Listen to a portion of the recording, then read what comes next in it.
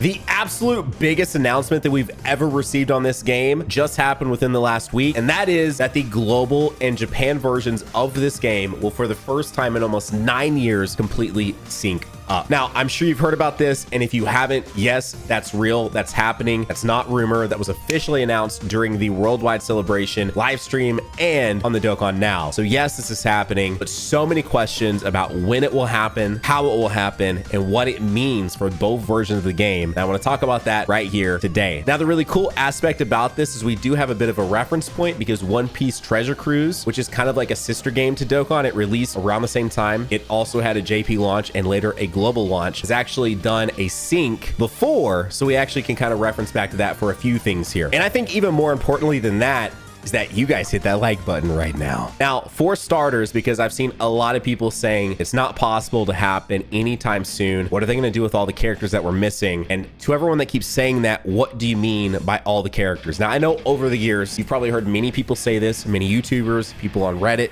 Twitter, Facebook, all of that. It's getting real close to catching up. Man, this is the closest the versions have ever been to syncing up. I've personally said this many times, but genuinely right now, I think is the closest these games have ever been to being on point. And it all makes sense as to why, because they are officially syncing them. If we look at what JP has that Global doesn't, and I'm not concerned about world tournament units and free-to-play units and all of that, those are simple fixes. Matter of fact, the more they throw at us of that, better, because it's more stones, more content, and more free characters to gather. I'm looking specifically at premium characters because that's where a big ask from the player base is going to happen. And here's a list of the characters that JP has that Global doesn't yet to prove just that. Starting with Dokkan Fest Turles, which is just a monthly Dokkan Fest, so no big deal there. There is a Part 2 LR Goku. If you're like, what Goku? It wouldn't be surprised. I feel like he was very under the radar. He's a Turles movie LR Goku. So it's like, you know. Then there's the Tana body units, which are the sort of, that's the big ones. That's the big one that's definitely missing on Global, but it's full power SJ4 Goku and then followed up with a Part 2 Carnival Omega Shinron. And then it's a Dokkan Fest Super Trunks. And that's it. If you want to get real technical with me, there's also the Mamba and 18. Those could honestly be just tossed onto a banner. Slash, they also could just be live like they are in JP and just be a banner and it's discounted and very small pool of characters. You want to summon on it, you summon on it kind of thing. So realistically, there's only 5 units missing on Global that JP has right now. That's not a lot. So the big one that I myself, and I know a lot of people are putting their eyes on, is will we celebrate the 9th anniversary together? Obviously, as we move forward, JP is still going to get new releases. And of course, Global will need to get some new ones as well. So how will they handle that? And is it possible that if by the 9th anniversary, which on JP is at the end of January, they aren't synced up and all the releases aren't the same, will we celebrate the anniversaries together? Now, my answer to that is yes, because I don't see why you announce at the Worldwide Celebration that you're going to sync the versions up and you don't make it a plan, whether they have everything totally 100% synced or not by the end of January, but you don't make that a plan to actually celebrate the anniversaries together. Now, if we come over here to Twitter, and I'm not picking on my good friend Truth here, I'm just using him as an example. He goes, I would think it's more realistic to think about the next Worldwide Download Celebration as the time the sync will be completely done. I do not expect this to happen instantly, but it's the best news ever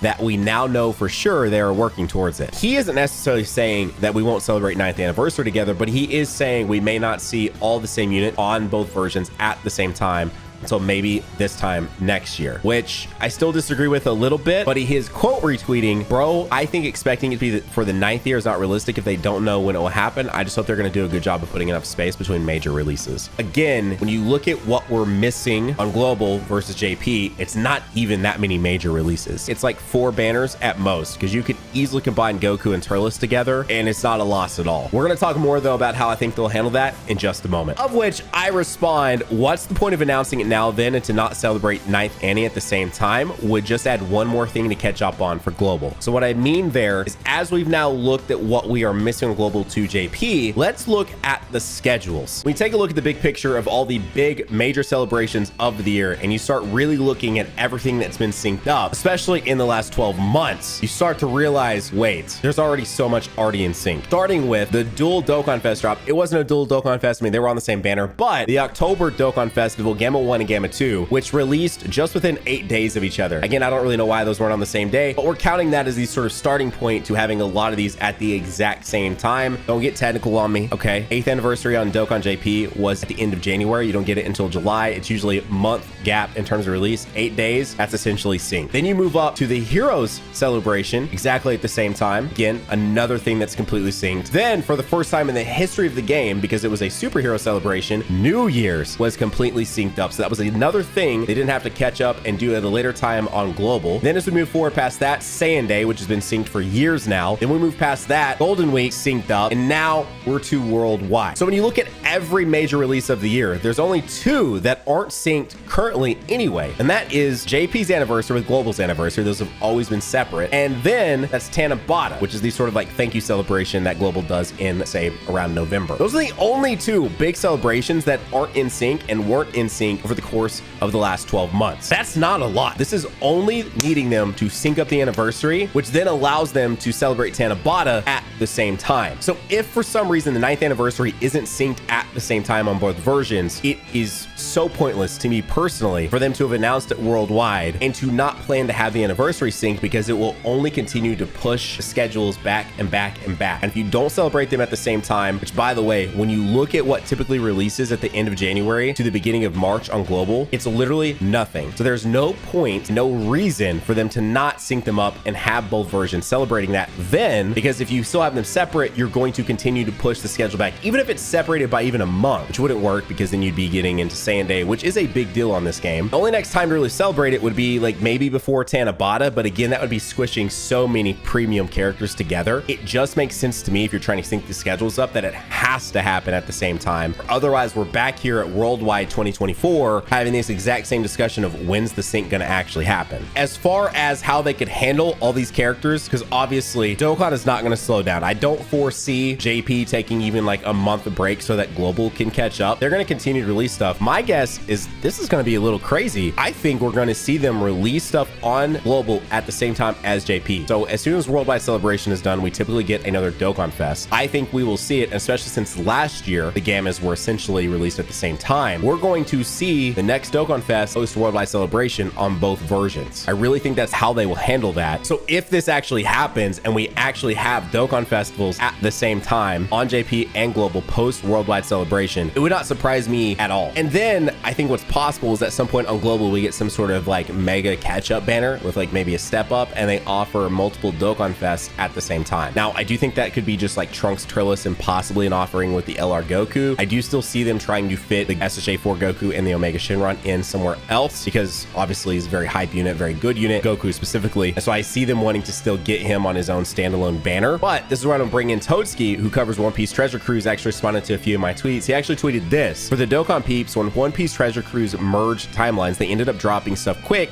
to catch up. Eventually, before New Year's that year, they dropped all leftover characters needed for global in one massive banner with amazing step-ups. This right here with what we're looking at is absolutely something that they could do with, again, Trunks and Turles. And so if they actually release the post-Worldwide Celebration JP characters on global at the same time, I think that actually makes more sense, and they find a sort of lesser hype time, that sort of weird period where JP basically does nothing from the beginning of November until the Heroes era, and they just drop full power SSJ4 Goku there. And I think they maybe offer like some massive value on that banner, and it will be a little bit of a crunch, but anyone complaining about that, there's no way to get around it. And at the same time, you just have to pick and choose where you want to spend your stones, but I think that's how they'll do it. Maybe one banner won't be on JP and global at the same time for the sake of full power SSJ4 Goku, or they bring back full power SSJ4 Goku for JP sooner, and they offer some mega crazy, here's the new Dokkan Fest, what was Bardock last year, a new Frieza unit or something, and also we're throwing full power SSJ4 Goku on here. Something like that, where it's like mega value, it's fair for both versions, and that's how they handle it. The things I've been seeing about this sync up, I just don't think people are being creative enough, or, and I know this is crazy to say because they've done so many weird things, but honestly giving Akatsuki and the dev team, as well as Bandai over there with the publishing, enough credit, because I do think they're going to make stuff happen and get this done and over with, and just basically ripping off a band-aid here. Then as far as like people having issues with it, the main things I've personally seen are loss of global foresight. Global foresight hasn't been that important for a long time, as I just mentioned how many things were synced. The only time you really need to be spending money on the game or using your stones if you're free to play is during the hype times. And there's only, as I mentioned, 2 times during the year that that global sort of had that foresight on. So that I feel like is null and void. An important one I've seen mentioned are the fact that global gets tickets and the Pilaf's Trove bundles and all of that. So if you guys aren't familiar, JP doesn't get tickets, especially for standard banners. We don't get the sort of like, here, buy a 20 character ticket and get a guaranteed feature unit. We don't get any of that stuff. And it's like bundled with orbs and all of that. That is all global exclusive. Coming back to Toastie, he actually brought up something to me and he said that there were some global exclusive characters, which is something Dokkan hasn't done in ages. But the important thing he mentioned is I wouldn't be shocked if global kept the Pilaf Trove or they brought it to JP. I don't see them removing that, honestly. And I agree with him. The fact that it's sort of become a standard thing on global to have that, I just don't see them taking it away now. I don't think that's going to be a big deal. If it does end up being gone, then that's really, really unfortunate. I would love to see it come over to JP. Now, something else I saw someone mention, I didn't see Toastie say this, but there also is an option to transfer account between the versions. I don't know if Dokkan will do that. Everything I've ever heard about Dokkan is that its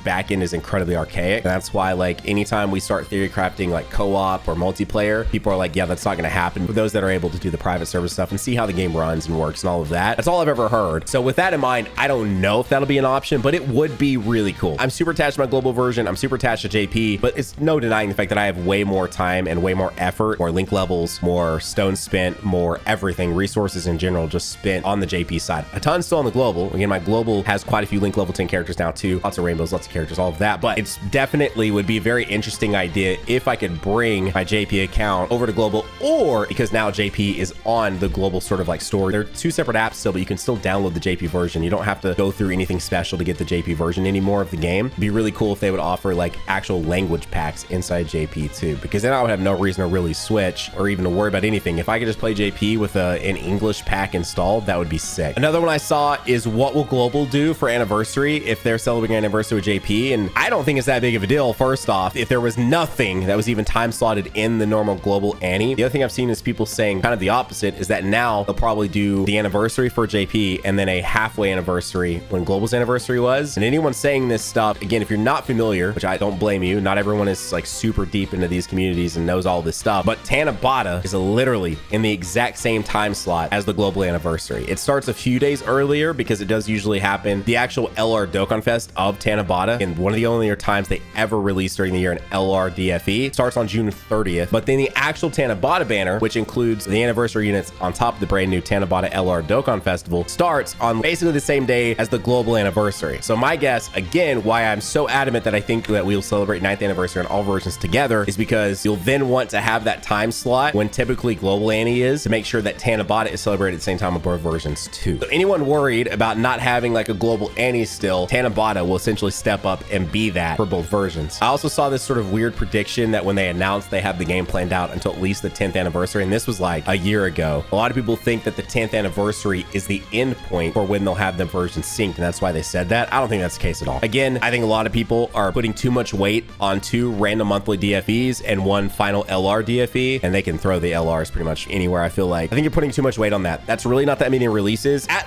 bare minimum, I could see them doing a dual Dokkan Fest banner like they did with Gammas and just throwing Trunks and Turles on there, offering a ton of value in terms of like some step ups and some Pilaf's Trove stuff. And just again, I think they're just gonna rip a band-aid off. I don't know how fast they're gonna get to that, but I just do not see them postponing too much. Now, I actually had a pretty fun response to one of my tweets. I actually tweeted out, do people think that we will celebrate 9th anniversary? Again, not saying they'll be completely 100% synced, but will we celebrate 9th Annie together? 71% said yes, almost 30% still said no. But I had a very fun reply here from Dizzy, who actually gave us this. This is a sort of timeline that they think we will be synced up as of late June. Now, I'm not going to go down this. You can, of course, take a look for yourselves, but I also think this is pretty realistic too. Now, they're not doing what I said, which is where I think like this JP Dokkan Festival 1 that'll come out in early October will be on the same versions, but they are basically saying, I mean, it will be a ramp up. And I think either way you look at it, it's going to be a ramp up. It's going to be banner after banner after banner after banner to make sure things happen. And again, that will suck initially, but once things are synced up, that is done and it's over with. And it is especially true, and I said this in another video and I've heard others say this, it's not something where you have to summon on every banner.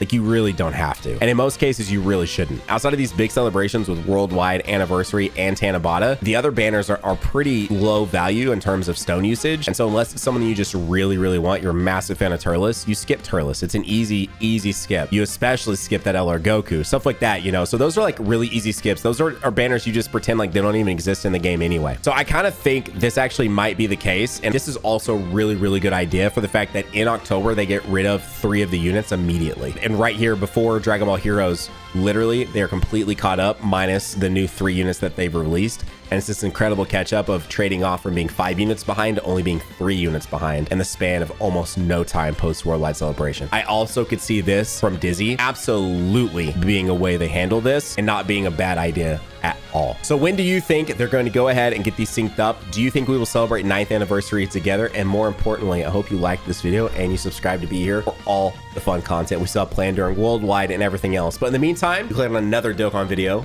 right here. Bye.